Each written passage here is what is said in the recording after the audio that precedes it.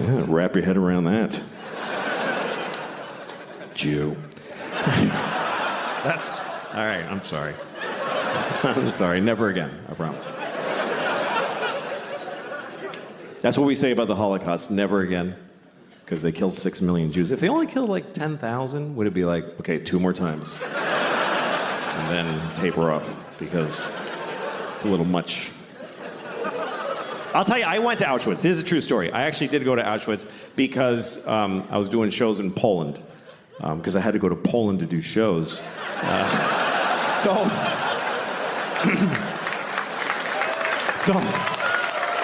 I was in Krakow. I was in Krakow, so I went to the camp. And I went there because of a very personal reason. Because I had family there. I had a lot of family there. 44 members of my family were in Auschwitz during World War II. I mean, they were guards. They worked there. No. They were Jews and they died. It's okay. Don't be offended.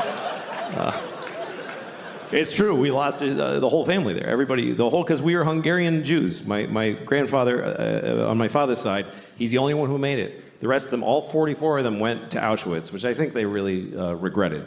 But that's what happened, because the Hungarians sent all their Jews to... They weren't even occupied Hungary. They're just like, yeah, take our Jews. And they sent my whole family there, and they all died in Auschwitz, except for him.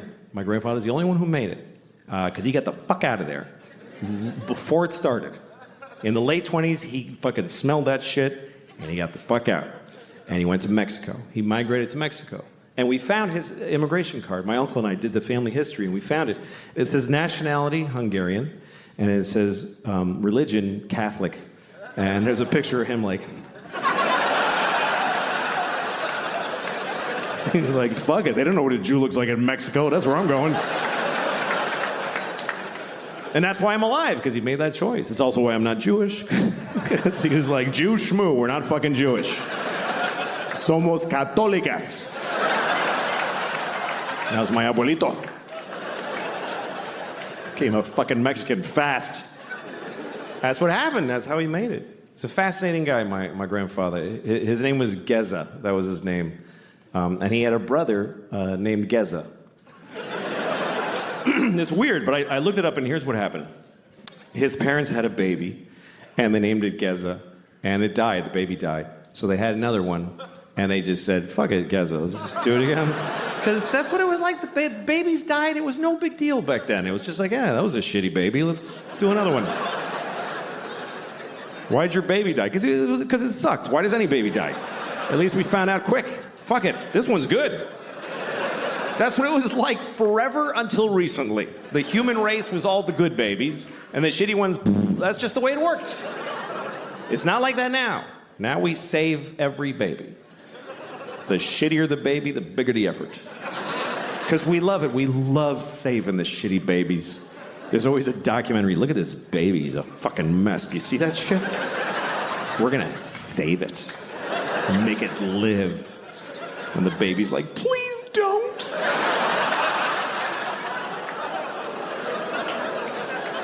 But we don't like when babies die. We get more upset when a baby dies. Why? Who knows this baby? Did you hear about Jeff? No, he was here for 1 day. Nobody met him. And then if you die when you're old, nobody gives a shit. They're like, he was here long enough. Fuck him. You ever tell somebody, like, your grandmother died? My grandmother died. They're like, I'm so sorry. How old was she? She was 98. Oh. So why'd you even tell me? Let me ask you a question. You ever wonder how many people ever fucked your mom? We're almost done. You're doing great. This is important to me. You ever look at your mom and go like, Mom, how many dicks? Just how many? I lost my mom, so those are the things I don't know, so I'm curious. I don't feel like a lot of dudes fucked my mom. Not because she's like pure, because I don't think so. But I hope it was as many as she wanted. That's what I hope. I hope she got all the dicks she ever dreamed of, because I loved her. I hope at the end my mom was like, that was plenty of dicks.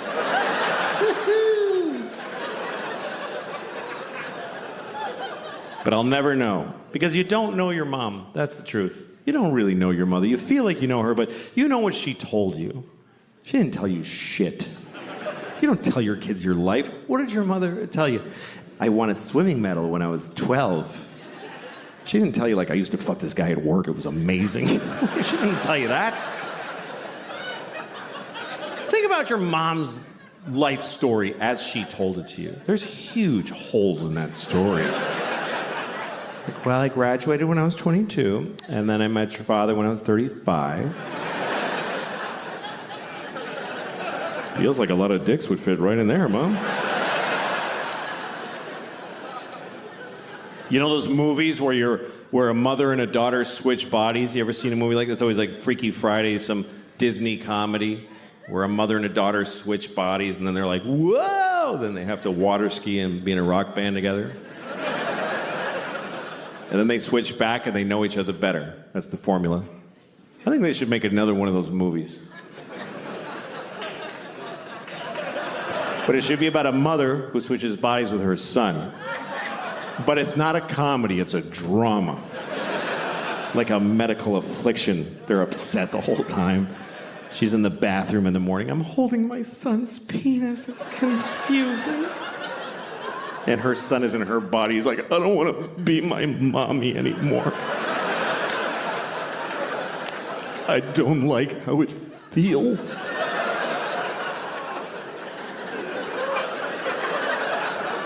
And his dad comes home and he starts fucking him. Like, oh, God. What's happening now? I don't like this. But I don't want to say no to my dad.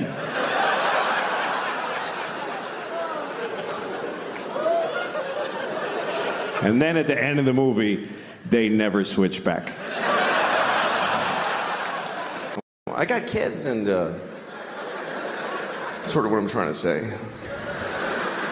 It's hard having kids because it's boring. That really is the hardest part of having kids. Ask any parent, what's the hard part? Is it looking after their health care? Is it making sure that their education? No, it's just being with them on the floor while they be children. It's just, they read Clifford the Big Red Dog to you at a rate of 50 minutes a page, and you have to sit there and be horribly proud and bored at the same time. I hate Clifford the Big Red Dog. I hate him. There's 50 books about Clifford the Big Red Dog. 50 books. There's 7 books about Narnia that cover the birth and death of a nation and mice with swords and a lion who's a god. They did it in 7 books. 50 books about Clifford the Big Red Dog. And they all tell the exact same story. Look how big this dog is. That's it. That's it. Look how big this dog is. It's the whole book. Here's how big he was at the firehouse. Here's how big he was at Thanksgiving. Who gives a shit? You just drew him big. You just on purpose made him bigger than people. It should be, look how big I drew the dog in this book. Isn't that a mistake? There's no story. You maybe even just drew him closer to the page. I don't even know if you did it honestly. Tell a story about Clifford. Make something happen where maybe he steps on a policeman and shatters his spine, and it's devastating to the community. He hangs on for 2 months and then dies. And there's a whole, funeral with bagpipes and everybody's crying. And Clifford gets the death penalty, and there's a whole book about his appeal process and how he found Jesus, but everybody said it was bullshit. And the cop's wife was like, I want that dog dead. And then he goes to the chair and they shave all his red fur off, and now he's Clifford the big pink dog. And they put him on a big funny electric chair that the town got together and built. Boring having kids. You gotta play kid games. You gotta play board games. Little kid board games where you and you go tick, tick, tick, tick, tick.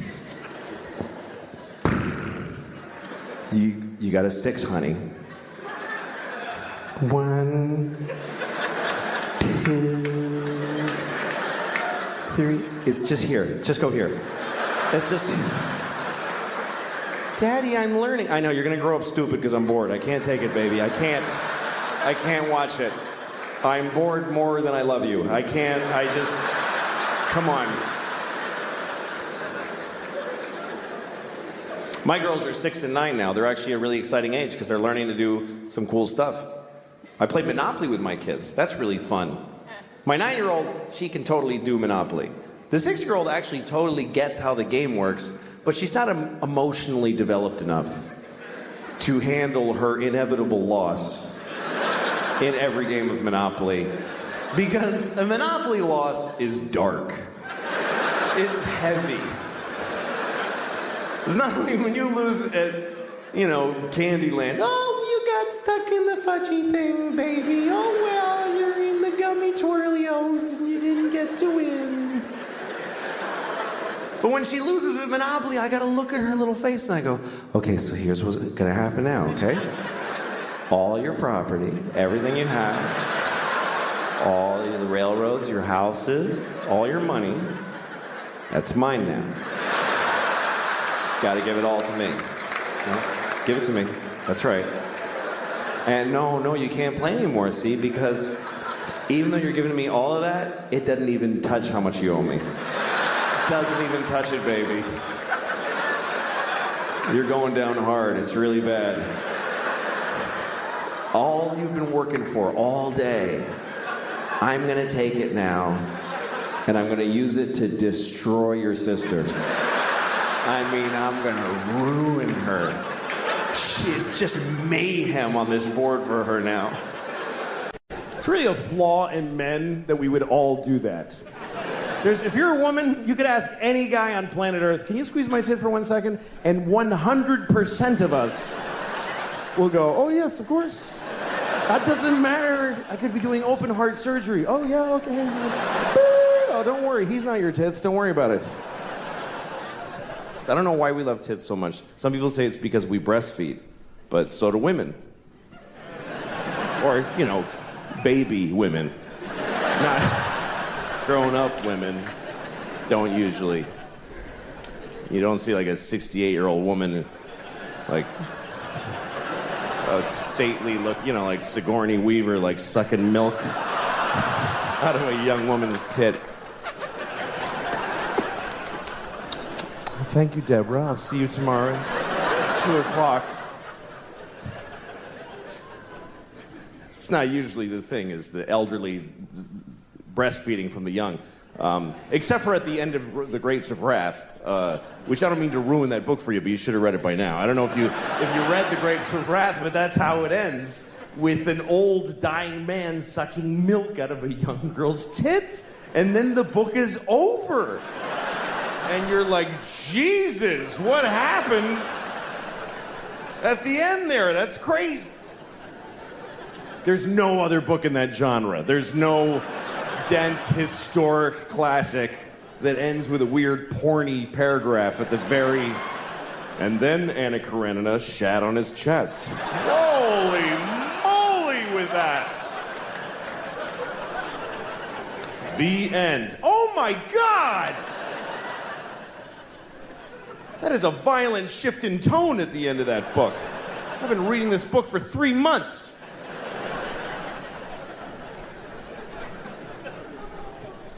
But we do, we love tits. And you always know a tit. You always know a tit. You ever been in a crowded place, like a subway or a sports stadium, and you're smushed in with other people, and your elbow touches a tit behind you, like, that's a tit! I just touched it! I know that was a tit!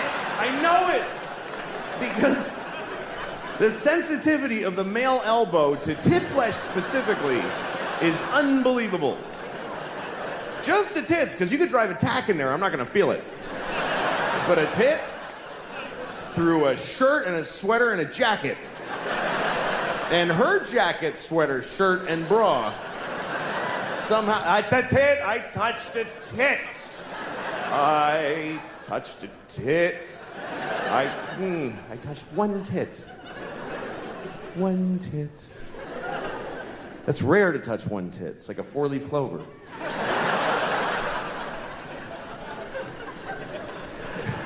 Usually you touch it. The only time you touch one tit is when it was an accident or you didn't have permission. But otherwise, when tit access is granted, it's usually good for 2 tits at a time. It's once you're on one, you really have to screw up really badly and quickly to lose tit access between tits 1 and 2. You must have said something really dumb on the first tit that you didn't get the second one. Oh yeah, it's like your mom's dirty whore tit. Why? What? I said I liked it. That's what I meant, is that I like it. I like your mom's dirty whore tit. And I like yours. And if it's up to the guy, we're gonna touch both tits. No guy touches a tit and then goes, you know what, I'm good with the one. That's fine for me. Everything in moderation. We're gonna touch both. Even if something terrible happens in the middle of, yeah, there's a bomb! Oh shit, come on. Let's get your tits out of here.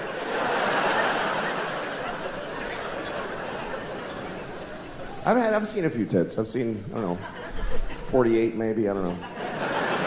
Like retarded people. We're going to talk about retarded people for 20 minutes. That's what's going to happen. We're going to discuss retarded people for 20 minutes. It's not okay to never speak of them. No, we're going to talk about them. First of all, I want to talk about the word retarded, okay? Because the word retarded, it's a bad word. Now, people do not like the word retarded. They find it very offensive. Now, I'm a little confused by this, because it wasn't always a bad word. And I grew up in the 70s, and it wasn't bad back then. And most bad words were always bad. You know, cunt never had a day in the sun. There was never a time where the Santa Claus at the mall was like, come here, you little cunt. Tell me what you want for Christmas. And then in the 90s, we're like, let's lay off a cunt a little bit there, gang. No, we used the word retarded in the 70s. We used it to identify people who were retarded.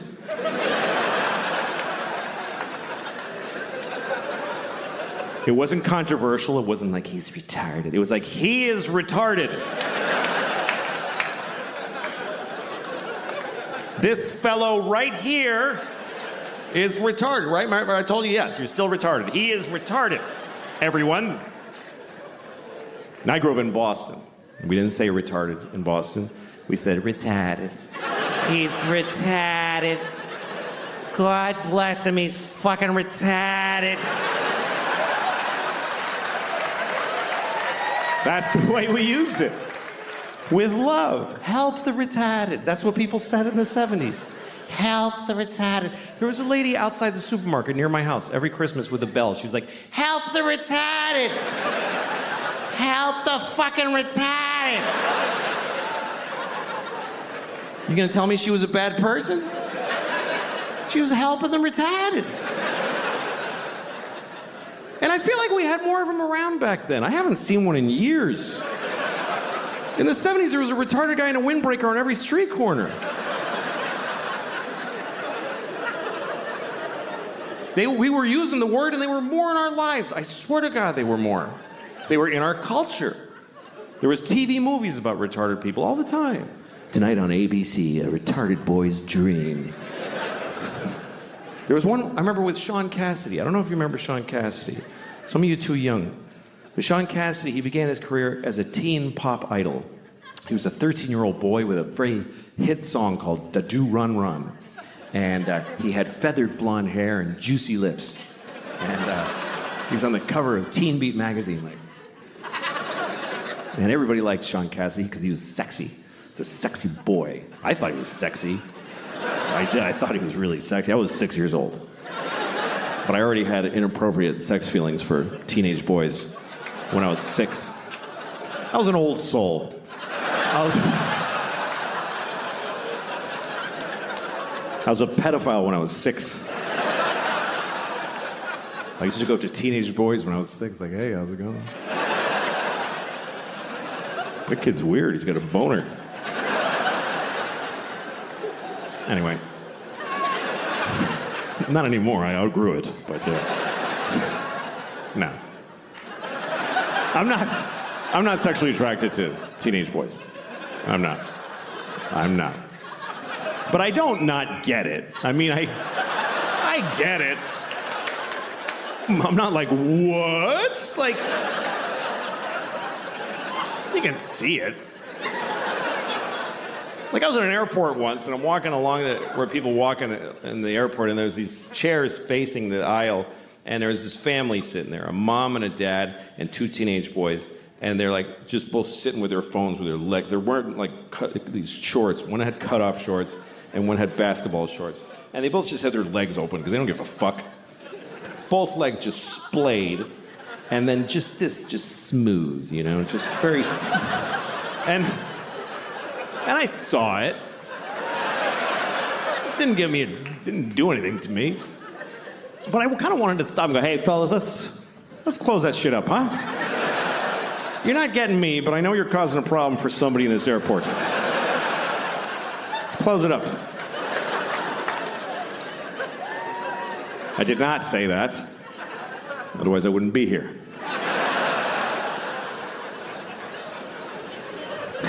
Anyway, let's return to the comfortable subject of retarded people, shall we?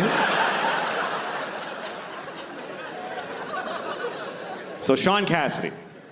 Sean Cassidy was a teen singer who then grew up. He was about 18. Now he was, old and gross. Nobody wanted to fuck him. So he started to act. And he had a movie on TV called Normal People, where he played a retarded man who wants to live a normal life. It was very inspiring, actually. And at one point, he didn't do like a big retarded character. He wore thick glasses. He talked like Elmer Fudd. That was the whole thing.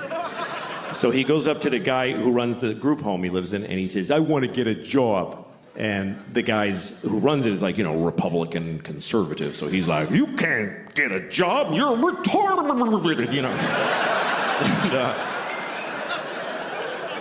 And, but then there's a liberal lady who works there, and she says, of course he can get a job. He's as good as anyone. So they let him get a job as an air traffic controller, whatever was available. And then he meets a woman who's also retarded who lives at the group home. He falls in love with her. It's a very nice love story. And he says, we want to get married. And the guy says, she said, but they're in love. So they get married. And then one day he says, we want to have a baby. And the liberal lady says, no fucking way. And they just shut them down right there. And that's the end of the movie. I swear to God, that's just how it ends. And the point of the movie is just, hey, there's a limit. Like, that's, I guess, what the point of it was. And that's pretty intense. But hey, retarded people were on television. We were talking about it. We were dealing with it. And they said the word retarded about 50,000 times in the movie. Now we don't say the word, and I don't see them anywhere. I guess that's my problem with it. And also, the word is not basically a bad word. It's a medical term. But it became a bad word because it's used as an insult, really. Not towards retarded people. Nobody does that. Nobody calls retarded people retarded to insult them. What would be the point of that? It would be like going up to a chair and saying, you're a fucking chair. Like, what are you doing? No. People use it on their friends. Like, you're at a bar. Your friend's like, I don't have any more money for beer. And you're like, you're fucking retarded. Do you know that? And in that moment, no one retarded is insulted. They're not. Do you know why? Because they're not there. Because we don't include them in our lives. They're not at the bar. How many of you have a retarded drinking buddy that you hang out with? No, you take them to the zoo when they're little and then fuck them.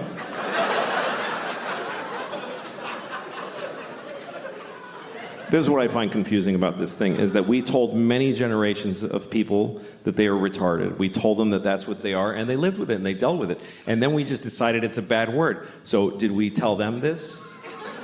Did we go back to them and explain this to them? Listen, Nelson, I have something to tell you. you're not retarded anymore. You mean I'm cured? No. No, we're not even working on it. Our biggest fear in life is that we're gonna get caught being a kid fucker. That's every guy's biggest fear. Even if you would never do it, every guy's like, that's what's gonna happen to me, I know it. It's like being afraid of sharks when you live in the desert. Like, I don't go to the ocean, but it's gonna happen. Because it's a fear not based in its likelihood, but in how horrible it would be if it happened. Because when they catch a pedophile, holy fuck. Holy shit. It's brutal because we're scared. We're so scared of pedophilia because it's here and it's not going anywhere. That's a fact. It's not like there's a finite amount of pedophiles and we got the last one. No, it keeps happening. Every generation, there's more. Some of you have kids, and some of them are going to grow up and fuck kids. They might, you know. Okay, no, of course, not yours for some reason, but they're coming from someplace. So, any real solution has to start with the basic reality that there will always be pedophiles. Not a great thought. I understand it's not uplifting. You wouldn't put that on a fridge magnet. Or on your screensaver at the office. There will always be pedophiles. Hey, where's Jim? He's not at his desk.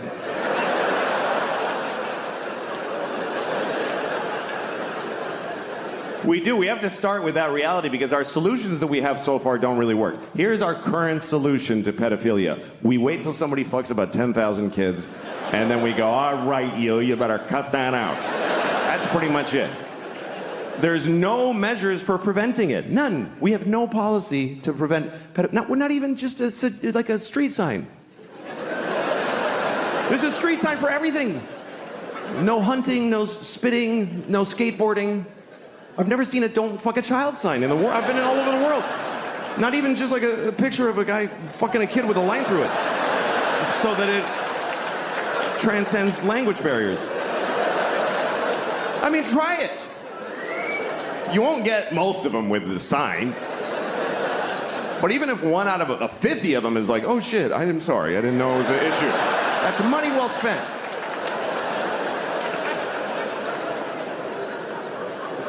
There's things that might work and we don't even try them. Like, is anybody working on very realistic child sex dolls? Okay, then let them fuck your kids forever. If that's better? I'm so sorry for suggesting something that might actually work. Oh, no. Let them fuck both my sons, but don't make a doll. That would be distasteful.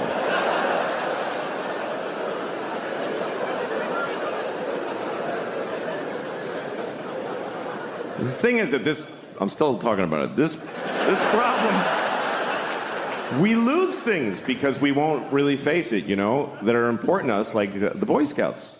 Boy Scouts, wonderful thing. Being sued out of existence because of all the kid fuckery that goes on. And I know it's upsetting because, look, here's the thing. The Boy Scouts is a wonderful thing for kids. They go to the woods. They work together. They learn skills. They get in touch with nature. What could it be better for a boy than that? But some of those guys want to fuck the kids. I don't think they do it a lot. It's not like there's just a shitload of kids being fucked in the Boy Scouts. I think it's mostly that they find out that the guy wants to. I don't actually know, though. I don't. Do you know why I don't know? Because I'm afraid to look it up. I'll go to prison for typing it into a Google. How do you solve a problem if you're afraid to fucking look it up? How many Boy Scouts get fucked on a... Oh, shit.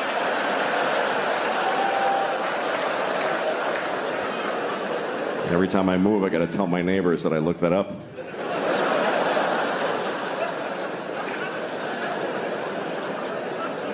Here's what happens. Every few years, you find out there's some pedophile-type people in the Boy Scouts, and then they announce, we got them all. We're good. And then a year later, oh, there's a bunch more. What's going on here? At some point, you got to wake up to the basic fact that maybe the people who are best suited to give your kids these wonderful experiences are folks that want to fuck them. Maybe that's why they're good at it. Maybe that's, if you want that, that's where you go. Maybe that's just the way that goes. Who else would want to take a bunch of kids to the fucking woods? Who wants to take your shit kid to the fucking woods? You don't want to take them. Who else would want to do that except people that are barely containing that they want to fuck every kid in the face? That's why they're good at it. That's what makes them good at it. I'm not saying that all scoutmasters are pedophiles. I might be saying that the best ones are. I might be saying that. That sounds right. So I don't know. You have to lose the whole thing. Just tell your kids. Some of those guys want to fuck you. Just be careful. Have a good time. Take the contribution from where it comes. Michael Jackson, wonderful music. Blessed us with wonderful music. Did some other things too. What's worse? A pedophile who makes beautiful music or one that doesn't? This is the choices. No pedophiles is not on the menu.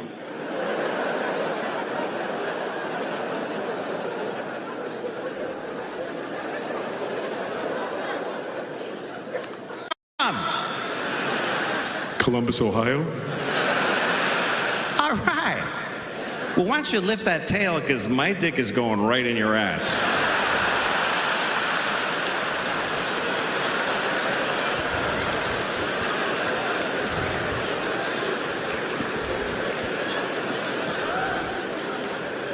I like animals. Some people think animals are better than us. I heard somebody say, animals don't lie. Yes, they do. They lie all the time. Like, I'm a leaf. You know. No, you're not. You're a bug. Fuck you, I'm a leaf. Come on, shut up. Some animals I hate. I hate cockroaches. I hate even seeing a cockroach. It's upsetting. I wonder if they upset each other. The cockroach is at home and his friend walks up. Oh, fuck, Henry, don't, please. That's gross. I like watching shows about animals. I was watching a show about a veterinarian. And he did that thing, he was on a farm. You know when the veterinarian puts a glove on up to here? And he puts his whole arm in a cow's vagina. And then he goes like this. Okay, here's what's gonna happen. I wanna have that experience. Here's the good news, here's what I found out. You don't need to be a doctor to do that. Here's the other good news. You don't need that glove. You don't need any special education or attire. Just pull over if you see a cow.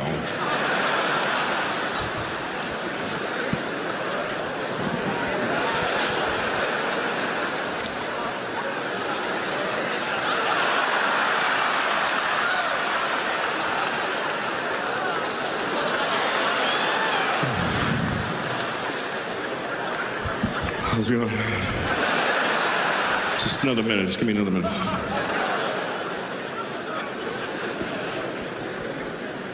I like vaginas. I do. Vaginas they're mysterious. Not all of them. Some of them you're like, yeah, I get it.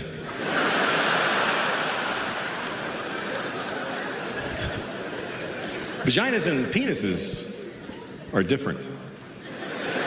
I'm going to talk about the difference between... Out the other day when she just it's the most amazing thing is when you get to be alone in your house. As a dad, you never get to be alone, or as a mom. But when the other parent takes the kids out and you're alone, that's fucking awesome. And I think I'm getting older because the way I use that time has totally changed. I used to have, Jerkfest 2006. Are you shitting me? Jerking off in my own house, alone in my own bed, taking my time, go through my wife's shit for pictures of her friends I want to fuck. Everything was awesome.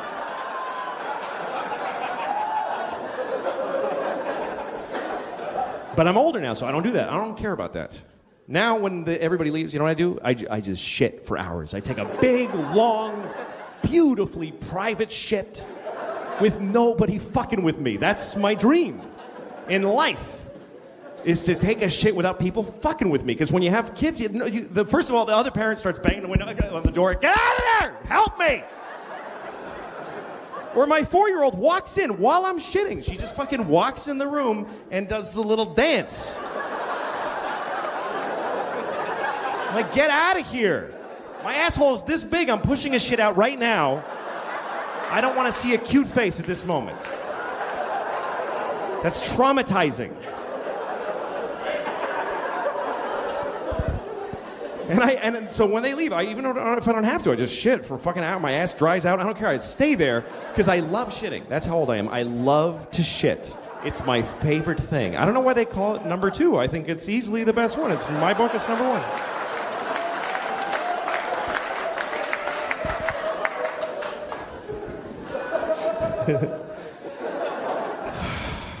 But no, it's hard. Having kids and being married, it's difficult. And, whatever. But one thing it's made me is it's impossible for me to have any sympathy for single people. I just don't give a shit about single people. I don't dislike single people, but I don't get... Whenever single people complain about anything, I really want them to just shut the fuck up. Because... First of all, if you're single, your life has no consequence on the earth. Even if you're helping people aggressively, which you're fucking not, nobody gives a shit what happens to you. You can die and it actually doesn't matter. It doesn't. Your mother will cry, whatever, but otherwise nobody gives a shit. I can't die. I got 2 kids and my wife doesn't fucking work, so I don't get to die. I can't die. I love her, but she's a painter. Great. Paint $1, take some pressure off, please. But single people, when you they complain like we don't complain. When you ask a parent, hey, how's the family? We go, great. That's all we ever say. It's never fucking great. But we say great because we're not going to tell you, well, my wife assassinated my sexual identity and my children are eating my dreams. We don't fucking bother you with that. We just say great. But if you ask a single person, how's it going? They're like, well, my apartment doesn't get enough southern light, and the carpeting is getting a little moldy. You know what you should do? Burn it down and kill yourself, because nobody fucking cares. My girlfriend doesn't like the same music as me, and she acts bored at parties. We fucking call her and say, fuck you, and hang up and leave her. You can end that shit with a phone call. I need a fucking gun and a plane ticket and bleach and shit. I need a whole bunch of... Thank you guys very much. You've been really great. Good night. Thank you. Some animals I hate. Bats. I think bats are just disgusting. I hate bats. It's a rat with leather wings. You ever seen one and they look around? It's like somebody, they have a face. It's disgusting. Hate bats. And I'm sure there's a whole thing of, oh, did you know the bats make all the French toast in the world or whatever? I don't care. Hate them.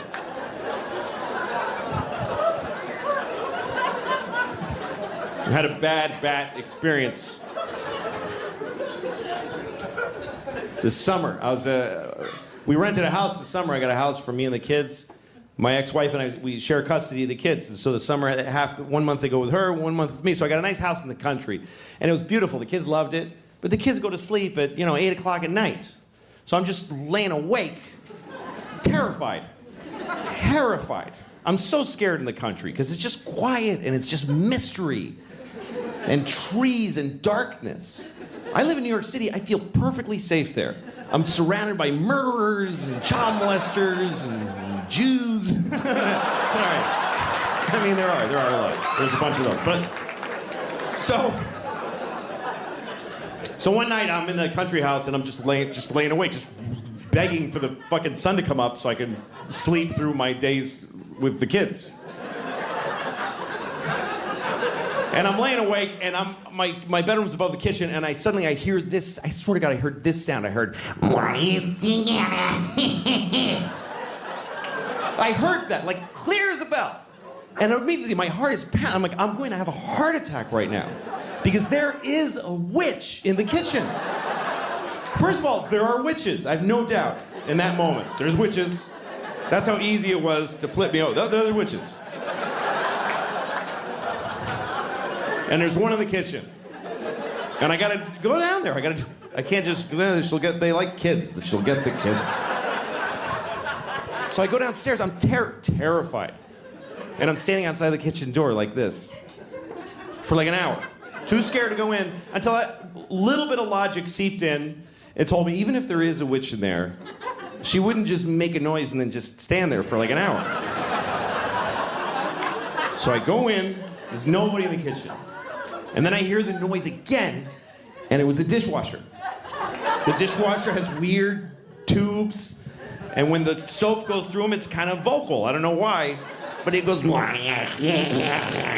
was the weirdest thing to watch my dishwasher do it. I was like, all right, it's cool, I'm fine, there's no witches. I'm about to go upstairs, and a bat, a fucking asshole bat, picked that, and he's like, and he just flew right by my head like this, and I went, ah! And I just fell on the floor. Ah! And I crawl into the closet, I close the door, and I call 911 right away. I don't know if you ever called 911 and you don't realize till they answer how you shouldn't be calling 911. 911, tell us your emergency. Hi, I'm sorry. I'm very sorry to be bothering you. This doesn't qualify. The lady's like, sir, what's the problem? I said, there's a bat in my house. And I don't like it. And she was nice to me, because it's country 911. If you call 911 in New York City, there's a bat in my house, they'll be like, sir, we'll send a car right over to shoot you in the face. But she was nice. She's like, sir, we understand. You're divorced, you're overcompensating with a country house. You're in over your head. She said, call this guy. She gave me a number. She said, call this guy. He's a guy who takes care of bats. He's a man whose bats are his focus. Felt like she was doing a lot of work to not say Batman. Like she was kind of going around. He's a male human who bats are his... I'm not gonna say Batman, I don't wanna say it. So I call the Batman, and he comes over, and I'm in the closet looking through the crack, and the bat is on the ceiling, hanging upside down, and he's just looking around. It's the most disgusting thing. And so finally there's a knock at my door, and I go, I crawl to the door, and I open it, and he's like, hello. And he says, where's the bat? And I'm like, so the guy walks over, and he just takes the bat. That's it. He just took it. He's like, all right. He's like, yeah, you pretty much nailed it. That's amazing. It's like I called somebody and said, help, there's a box of tissues on my table.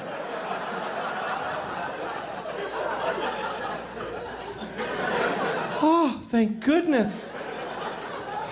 What a relief to have a man in the house. Would you like some sweet tea? Wasn't expecting company. Oh, my robe fell open.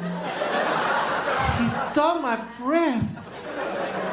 Ooh, what do we do now, Mr. Batman?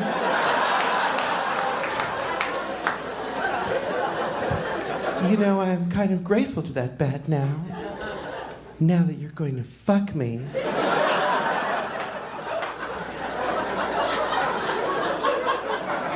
You're not? Well, all right, you can go then. I can't get out of it. I'm sorry. All right. I just like to keep doing that till the laughter stops. I'm just like, fuck, this is getting upsetting. What if I just did that for like 40 minutes? Well, if you weren't gonna help me, then why did you come over? I'm alone here all day, and I hardly can handle it anymore. All right, okay. So, no, don't do that. Don't do that. I was, Person without. And then the food, we feed them food that tastes like insanity. It's insanity, our food. The difference is you should be able to give a kid an apple and they go, oh, thank you. I love apples. Kids can't even taste apples are like paper to them. I was in New York one time. I was on the subway platform, and I saw two rats, and they were fucking. And I never saw that before. I'm like, oh shit, there's two rats fucking right there. And so I watched them, because you can watch rats fuck. It's not a big deal.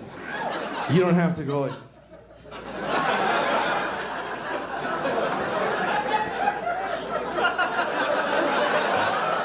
You can really just totally just watch them. Let's see. Anyway, I'm watching them. I'm just curious. I mean, it wasn't surprising how they do it. It's not like she's on top going,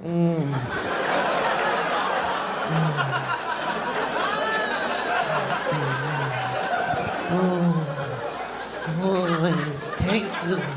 I love it. I love it. Oh, I think this is a Japanese rat I'm doing. I don't know. oh, it's so good to fuck you.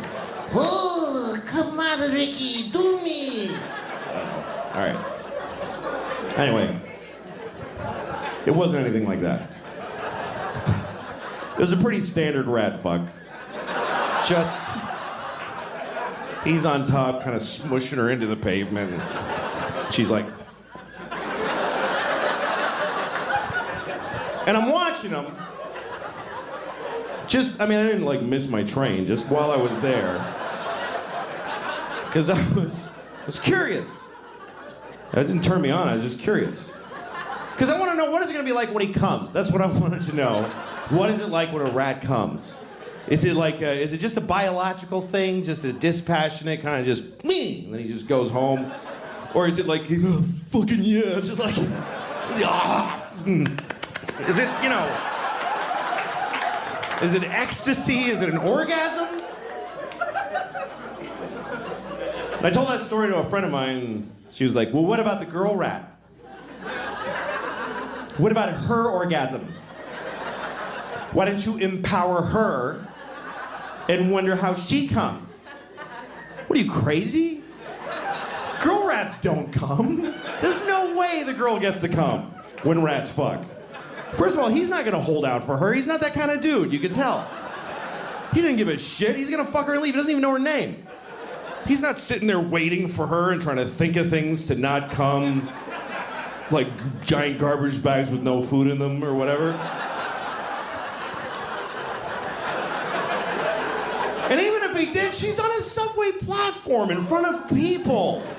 She's not gonna be able to get to that place, that inside place that girl rats need to find their orgasm.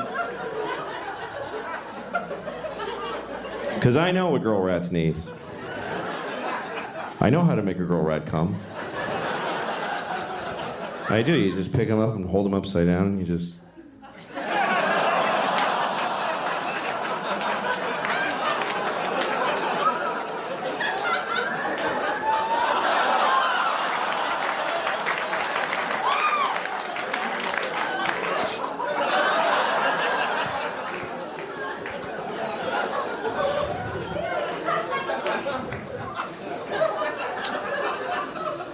Just to be clear what I was doing there, I just want to make sure you know, I spit in her mouth while I played with her little asshole.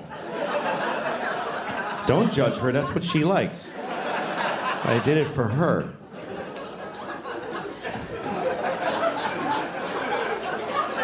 And their parents are divorced also. And I remember when we told our kids about that we were going to divorce. If you get divorced, you should tell your children. So we had to do it carefully because they were 5 and 2 years old at the time. So we had to put it in a way that they could comprehend. So I remember we sat them down and I said, okay, listen, you know how you love your dog? You love your dog. Like sometimes you give your dog food from your plate. You're not supposed to, but you do that because you love your dog. Remember the other day your mom and I were like, don't give the dog any ham, but you did because you love your dog. Okay, so that's why we're getting a divorce. Because you don't listen.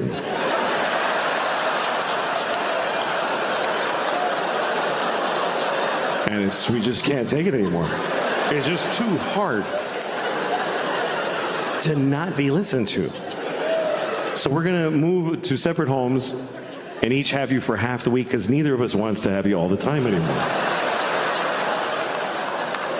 Yeah, and it's very sad because I love your mother very, very much. And she loves me so much. But we hate you more.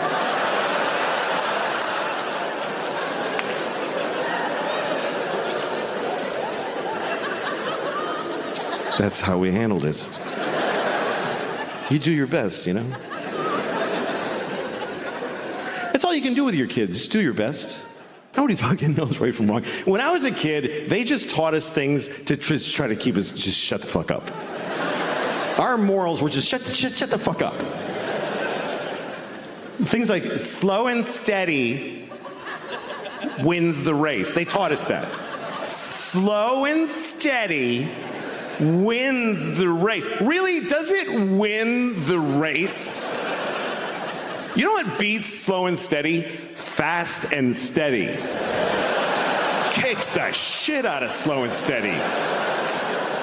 Slow and steady beats old and retarded. That's about it. Stop telling that to kids. A lot of what they teach kids is just to make them polite people, you know? Like they teach them that there's words you shouldn't use. There's bad words. Don't use the bad words. I can't teach my kids that because I do this for a living. But I didn't want my kids to be, you know, assholes. So I used to tell them, like, okay, look, there's no bad words. There's no bad words. All words are good, bad, nothing. But there's some people that get upset when you use certain words. So if you're going to use those words, look at the person first and try to guess if they're that kind of person.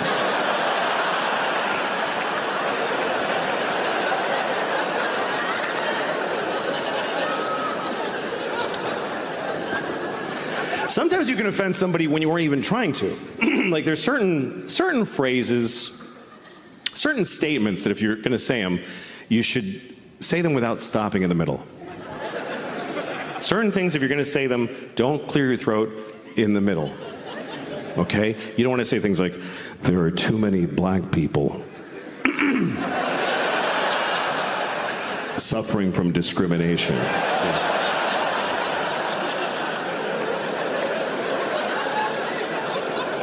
We need to stop the Jews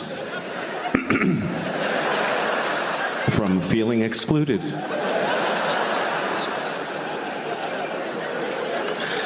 I once fucked a baby, and then I fucked him again. So you want to get through that one. Otherwise, people get the wrong idea. They'll think you only fucked that baby once.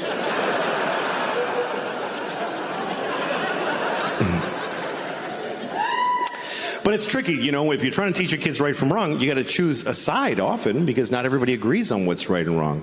So how do you know, you know? Like, I was talking to my friend the other day about Jesus Christ. And I don't remember why, but I happened to mention that Jesus was Jewish. And my friend said, he was? And I said, yeah, Jesus was Jewish. And he said, I don't think so. And I said, that's okay. It already all happened. Doesn't matter what you think. But he argued with me. He was like, dude, Jesus couldn't be Jewish. Think about it. I'm like, you fucking think about it, you idiot. What was he then? Was he Presbyterian? What was he? Catholic? Okay, Jesus was Catholic. And he had a gold chain with a cross. And when they nailed him up, he was like, oh, that's why we have those. That finally makes sense. I didn't even know. Oh, fuck, that's me. I'm the little guy on it.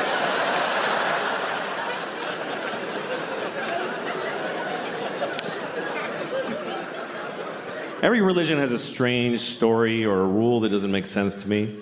You know, like every time there's a terrorist act, they always tell you on the news about how they believe they're all going to heaven, and every guy who does a jihad thing, and he gets 72 virgins. That's right. That's the story always. 72 virgins. Which, first of all, who are those women? Who are the 72 virgins? Does God have to kill 72 nice girls? All right, ladies. The good news is you're going to heaven. The weird news. Or does God just make them fresh like farm-raised salmon? He just whips up 72 women. All right, nobody fuck these. I'm saving them for that guy. It's a weird concept. You get your own 72 virgins for all eternity. First of all, they're only virgins when you first get them. Once you start fucking them, it's over. After a week, he's like, I only have 3 left. And 69 whores. That has to be one of the more confusing moments in God's life, when he's handing off 72 virgins to some guy who just blew up a bus in Tel Aviv. And he's like, all right, what the fuck am I doing? I don't even know anymore. I need a drink. I'm curious about God. I'm curious about his life. I'm curious about God's existence. What's that like to be God? You know, we don't know anything about him. I think one reason people don't believe in him because we don't have a sense of God, because it doesn't say anything anymore. He used to talk all the time. He used to go up to people on the street. Hey, tell everybody does that. Writing on the rocks. Look at that. Do it. And it was confused. Everybody's like, oh, okay, trying to figure it out. And then for 2,000 years, he just, nothing, says nothing. And everybody's fighting. He could clear a lot of shit up with a 5-minute press conference. If God spoke for 5 minutes, he'd solve a lot of problems. He'd just show up, all right, everybody, yeah, I'm the Lord, okay. Real quick. First of all, Mormons just, no. What is that? Just go home. Also, Jews with the little things, what the fuck, I don't know. Put a hat on or don't, nobody gives a shit. This is weird, I hate these. I hate them. I send everybody with one of those to hell every day. I do, it's just my thing, just so you know. Do what you want, but that's where you're going. Now you know. Also, I don't care who you fuck, I don't care. It never mattered. It was Adam and Eve and Steve, they were all fucking each other. I was jerking off to it, it was a great time. So it's not an issue for me. I don't know why it is for you. Have fun and use all the holes, that's what I say. Also, you're supposed to fuck the animals. That's why I made them. Why are you not fucking the animals? There's only like 30,000 of you fucking the animals. What are the rest of you? You're eating them? That's disgusting. What is wrong with you? How could you eat a perfectly fuckable pig?